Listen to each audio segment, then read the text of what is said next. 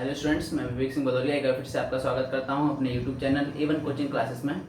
आज की क्लास में हम सॉल्व करने जा रहे हैं ट्रिग्नोमेट्री से रिलेटेड एक्सरसाइज क्लास 10 की एक्सरसाइज 8.1 को हम सॉल्व करेंगे। इसका पहला क्वेश्चन ये है, in triangle ABC right angle at B AB equals to 24 centimetre BC equals to 7 centimetre determine sine A cos A sine C and cos C। क्या given है उसने हमें गिवन है कि एक राइट एंगल ट्रायंगल है बी, है ना। तो हम एक ट्रायंगल बनाते हैं।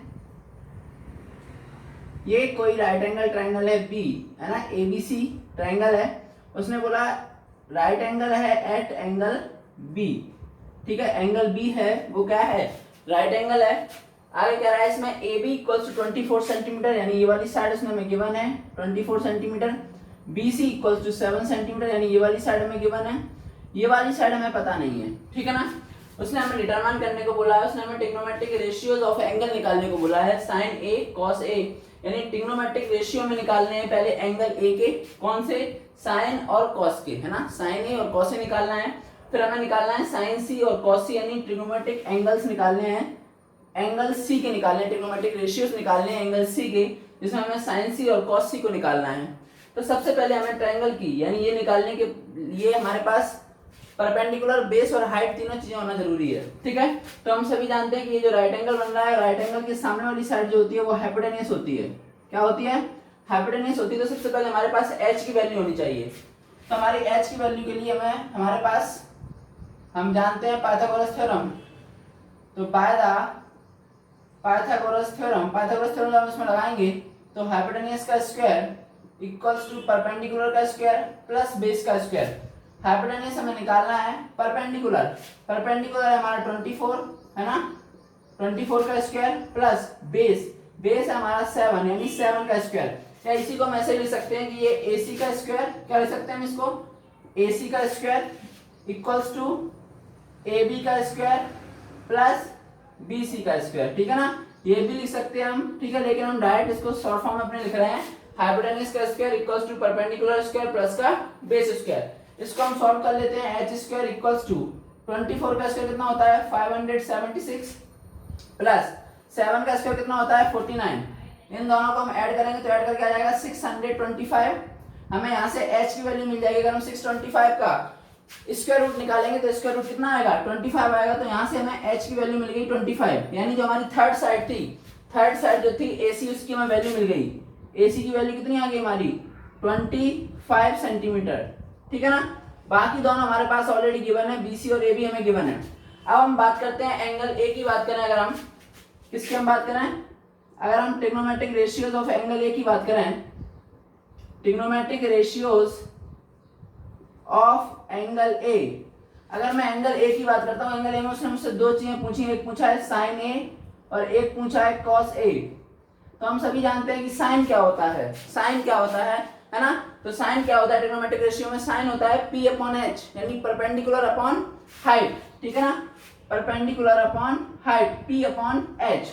अब हमें एक चीज याद रखनी, जब वो एंगल A की बात कर रहा है, किसकी बात कर रहा है, एंगल A की बात कर रहा है, तो इसकी देखो ये तो राइट एंगल है तुम्हारा, ये तो तुम्हारा राइट एंगल है, लेकिन ये एंगल जब एंगल A की बात कर रहा है तो ये तो तुम्हारा हाइपोटेन्यूस है, क्योंकि राइट एंगल के सामने वाली साइड हाइपोटेन्यूस होती है, अपोजिट साइड राइट एंगल की क्या होती है, हाइपोटेन्यूस होती है।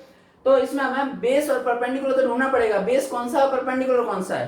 तो यहाँ पर देखो, जब हम एंगल A की बात करें तो मैंने जब इंट्रोडक्शन की क्लास थी इसमें बताया था कि जो भी एंगल, जिस एंगल की हम बात करते हैं, उस एंगल की जो एडजेसेंट साइड होती है वो बेस होता है, ठीक है। तो एंगल A की बात करें तो ये वाली जो एडजेसेंट साइड है वो उसका बेस हो जाएगी और ये हो जाएगा परपेंडिकुलर, ठीक है ना। तो इसके लिए P की वैल्यू कितनी है 7 अपॉन और H हाइपोटेन्यूस कितनी है हमारी 25। तो ये हमारी साइन A की वैल्यू निकल आई।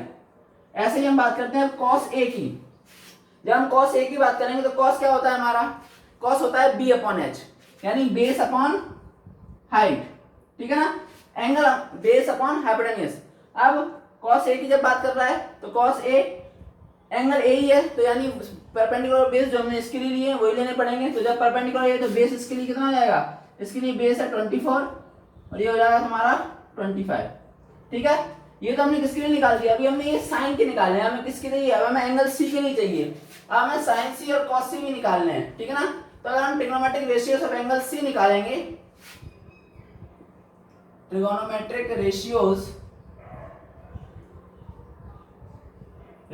ऑफ एंगल सी, अगर हम trigonometric ratios of angle C निकालें तो एंगल सी के बारे में आते हैं। अब जब हम एंगल सी की बात करेंगे तो एंगल सी के लिए देखो इसकी एडजेसेंट साइड ये है, तो इसके लिए ये बेस हो जाएगा, क्या हो जाएगा, इसके लिए ये बेस हो जाएगा। ठीक है, हमें क्या निकालना है, हमें साइन सी निकालना है। हम साइन सी निकालोगे तो साइन क्या होता है, पी अपॉन एच, क्या होता है, पी अपॉन एच। ये देखो परपेंडिकुलर अपॉन हाइपोटेन्यूज, तो परपेंडिकुलर कौन है, जब ये बेस हो गया तो ये परपेंडिकुलर हो गया इसके लिए, तो ये हो गया 24 अपॉन एच, एच हमारी हुई है 25।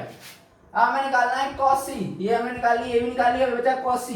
cos क्या होता है, b अपॉन h, ठीक है ना, b अपॉन h। तो इसके लिए बेस कौन है, बेस इसके लिए 7 और h हमारी हुई है 25। ठीक है, तो ये हमारे ट्रिग्नोमेट्रिक रेशियोज आ गए जो हमें निकालने थे, sin a cos a sin c cos c।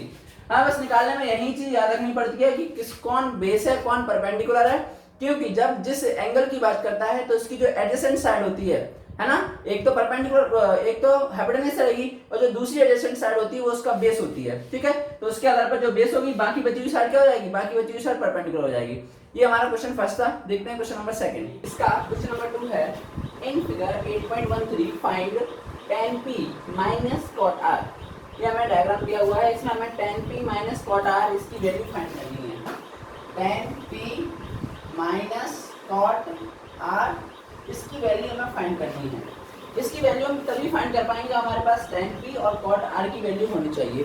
और tan p और cot r ये क्या है, ट्रिग्नोमेट्रिक रेशियोज ऑफ एंगल्स हैं जो हमें यहाँ से मिल जाएंगे। ठीक है ना, तो उसके लिए सबसे पहले हमारे पास ट्रायंगल की तीनों साइड्स होनी चाहिए।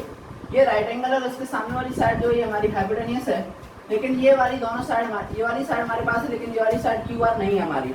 तो हम पाइथागोरस थ्योरम से पहले इस साइड निकाल लेंगे। तो यहीं पर मैं कर रहा हूँ बाय द पाइथागोरस थ्योरम,